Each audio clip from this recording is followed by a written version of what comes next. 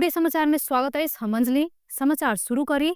Janakpur धामक रारव campus में प्रवेश पत्र वितरण में ढिलाई कैला बाद विद्यार्थी आ प्रहरी बीच झड़प भेल प्रसंग छ। जनकपुर धामक रामसागर रामस्वरूप बहुमुखी रारव कैंपस में परीक्षा प्रवेश पत्र वितरण में ढिलाई कैला बाद उत्पन्न विवाद से उग्रज रूप लेने अछि। विवाद से उग्रज रूप लेला बाद सभापति मनीष यादव आ नेता चमन प्रसाद गोयत के प्रहरी पकड़ने अछि। बीबीएस 63 वर्षक विद्यार्थी सबके समय में प्रवेश पत्र नहीं देने कहत विद्यार्थी सब कैंपस प्रमुख बसंत कर्ण संग असंतुष्टि व्यक्त केने अछि। स्थिति नियंत्रण में लेब प्रहरी पुगला पर विद्यार्थी नेता सब संग झड़प भेल छल। धनुषाक प्रहरी नायब उपरीक्षक वरुण बहादुर सिंह के अनुसार प्रहरी विवाद सुलझाव खोजला पर विद्यार्थी नेता सब अभद्र व्यवहार कैला बाद पकड़ायल अछि। विद्यार्थी नेता सबके पकड़ने विरोध में विद्यार्थी सब कैंपस चौक में सड़क अवरुद्ध करैत प्रदर्शन कैलक त जिला प्रशासन कार्यालय आगा विद्यार्थी सब प्रदर्शन केने अछि। ओ सब पकड़ायल विद्यार्थी नेता सबके तत्काल रिहाई के मांग केने छल। एम्हर कैंपस के प्रमुख वसंत कर्ण प्रवेश पत्र काठमांडू ऐसा आव में ढिलाई भेला से प्रवेश पत्र बाटा में अबेर भेल प्रतिक्रिया देने छथि। बीबीएस 63 वर्ष में रारव में 1200 विद्यार्थी परीक्षा में शामिल हेबाक तैयारी में रहल अछि। बीबीएस 63 वर्षक परीक्षा अंतर्गत पहिल दिन आई बिजनेस लॉ के परीक्षा संपन्न भेल अछि। सिरहा में किशोरी द्वारा युवक ऊपर चक्कू प्रहार कयल गेल अछि। जिला के गोलबाजार नगरपालिका 4 गोलबाजार स्थित एगो घर में युवक ऊपर चक्कू प्रहार भेल अछि। गोलबाजार 2 के 17 वर्षक अनिशा मंडल के चक्कू प्रहार से गोलबाजार 13 के 24 वर्षक अशोक कुमार महतो घायल भेल अछि। अशोक अहिठाम घर भाड़ा में लकर रहल छल। किशोरी वह युवक के घर में आकर किछ देर बाद गर्दन सहित शरीर के और भाग में चक्कू प्रहार केने सिरहा प्रहरी जनौलक अछि। युवक के गोलबाजार स्थित निजी अस्पताल में इलाज भ रहल अछि। सिरहा प्रहरी के अनुसार घर भीतर हो हल्ला भेला बाद स्थानीय सब घर भीतर घुसला पर किशोरी घर भीतर के झाल से बाहर कूदल छली। हुनक शरीर में सेहो किछ चोट देखाल आ हुनक इलाज सिरहा स्थित प्रादेशिक अस्पताल में भ रहल प्रहरी जनौलक अछि। हुनका सब बीच प्रेम संबंध रहत आल आ भेंटघाट सेहो होइत आल स्थानीय सब जनौने अछि। एही घटना के विषय में थप अनुसंधान भ रहल जिला प्रहरी कार्यालय सिरहा के प्रवक्ता डीएसपी वीरेंद्र पासवान जानकारी देलनि अछि। कैलाली में एक गोटे प्रसूति महिला मृत भेटल अछि। गौरी गंगा नगरपालिका 7 कैलाशपुर रहवला 25 वर्षक तुलसीनाथ शुक्रदिन भिनसर 6 बजे मृत भेटल अछि। ओ 16 दिनक प्रसूति छलथि। हुनक बच्चा सकुशल अवस्था में रहल जिला प्रहरी कार्यालय कैलाली के डीएसपी राजकुमार सिंह जानकारी देलनि। महिला के सब घर बगल सड़क के नाला में भेटाल आ और अनुसंधान भ रहल डीएसपी सिंह बतौलनि। हुनक अनुसार सब पोस्टमार्टम के लेल प्रादेशिक अस्पताल धनगढ़ी पठाओल गेल आ बाकी अनुसंधान भ रहल जानकारी प्राप्त भेल अछि। अख्तियार दुरुपयोग अनुसंधान आयोग शुक्रदिन भिनसर पर्सा के बहादुर माई नगरपालिका के प्रमुख प्रशासकीय अधिकृत अजय कुमार श्रीवास्तव के भ्रष्टाचारक आरोप में पकड़ने अछि। अख्तियारक अनुसार श्रीवास्तव पर पोखरिया आ बहुदर माई नगरपालिका में विभिन्न योजना आ ठेक्का प्रक्रिया में अनियमितता क गैर कानूनी लाभ लेने आरोप लागल अछि। आयोग द्वारा अनुसंधानक क्रम में श्रीवास्तव अपन पद के दुरुपयोग क व्यक्तिगत फायदा के लेल रकम मांगने आ लेने ठोस प्रमाण भेटल जनाओल गेल अछि। जनता समाजवादी पार्टी जसपा नेपाल केंद्रीय कार्यकारिणी समिति के बैसार बुलाउने अछि। पार्टी के प्रचार प्रसार तथा प्रकाशन विभाग प्रमुख पूर्ण बस्नेतक अनुसार असार 7 आ 8 गते पार्टी केंद्रीय कार्यालय बालकुमारी में बैसा जका बैसार आह्वान कयल गेल अछि।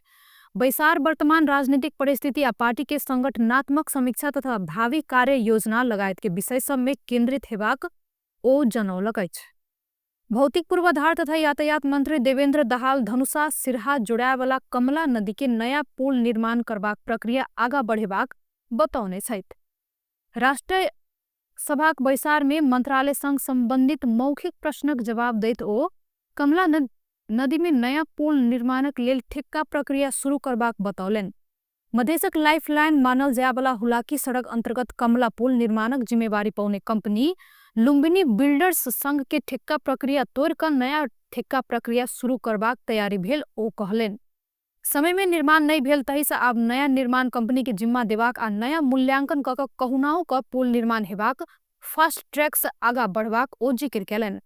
निर्माण कंपनी आ बीमा कंपनी बीचक अदालती प्रक्रिया लंबा भेला बाद काज रुकायल अछि। एही के साथे महाकाली नदी में 3 वर्ष भीतर पुल निर्माणक काज कर जका 2074 साल में समझौता भेलो पर एखन धरि काज होबऽ नहीं सकल अछि। वह पुल निर्माणक जिम्मा पाउने निर्माण कंपनी संग समझौता तोड़बाक निर्णय भेल सेहो ओ बतौने छथि। प्रमुख प्रतिपक्षीय दल नेकपा माओवादी केन्द्रक सरकार संसद के हेपने टिप्पणी कयने अछि। शुक्र दिन प्रतिनिधि सभाक बैसार शुरू भेला बाद समय लऽ कऽ माओवादी केन्द्रक प्रमुख सचेतक हितराज पांडे एहन टिप्पणी कयने छथि। सरकार यह सदन के अतेक हेपने अछि कि एहि के बयान नहीं कयल जा सकैया ओ बतौलनि।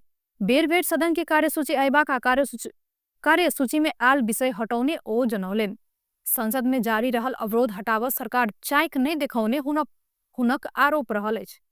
विजिट वीजा प्रकरण में गृह मंत्री के राजीनामा मांग कर राष्ट्रीय स्वतंत्र पार्टी रासपा आ राष्ट्रीय प्रजातंत्र पार्टी राप्रपा संसद के बैसार बहिष्कार कयने अछि।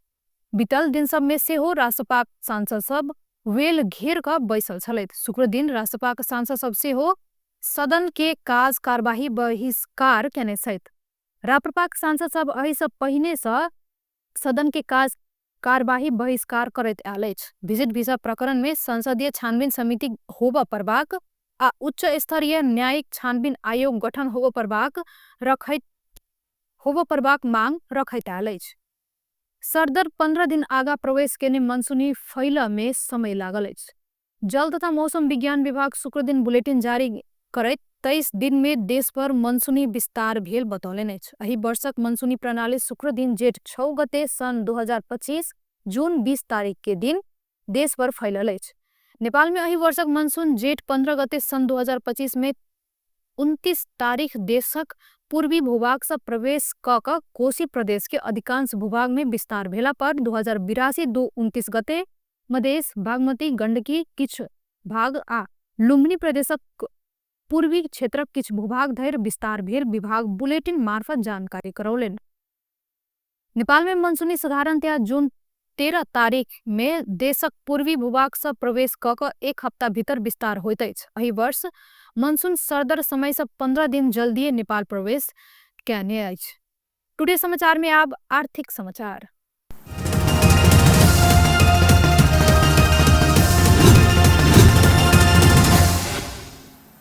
शुक्र दिन सेहो बाजार में सोन चांदी के मोल घटल अछि। नेपाल सोन चांदी व्यवसायी महासंघक अनुसार आइ छापावल सोन 800 रुपया से घट कऽ प्रति तोला 1,54,700 में किनबेच भेल अछि। तहिना आइ चांदी के मोल सेहो 40 रुपया से घट कऽ 2160 रुपया में कारोबार भऽ रहल नेपाल सोन चांदी व्यवसायी महासंघ जनौने अछि। टुडे समाचार में आब अंतर्राष्ट्रीय समाचार।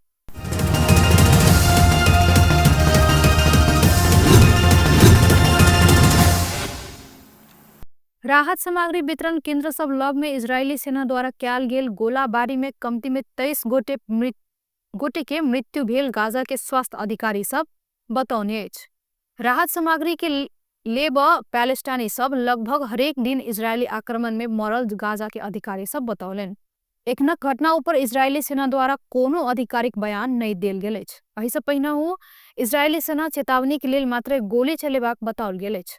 गाजा स्वास्थ्य मंत्रालय के अनुसार बीतल महीना के अंत्य से राहत सामग्री लेबऽ जमा भेल 400 से बेसी पैलेस्टाइनी सबके मृत्यु भऽ चुकल अछि। पश्चिम एशिया के अवस्था और बिगड़ैत जा रहल अछि। इजरायल आ ईरान बीच सैन्य झगड़ा निरंतर बढ़ैत गेला पर तनाव बढ़ल अछि। ईरान दक्षिण इजरायल के सोरोका अस्पताल में मिसाइल आक्रमण कयला सँ स्थिति और बिगड़ल अछि।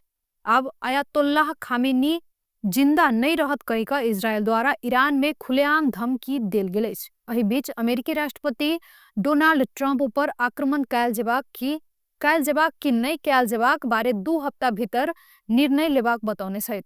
व्हाइट हाउसक प्रवक्ता कैरोलिन लेविट एहि संबंध में जानकारी देने छथि।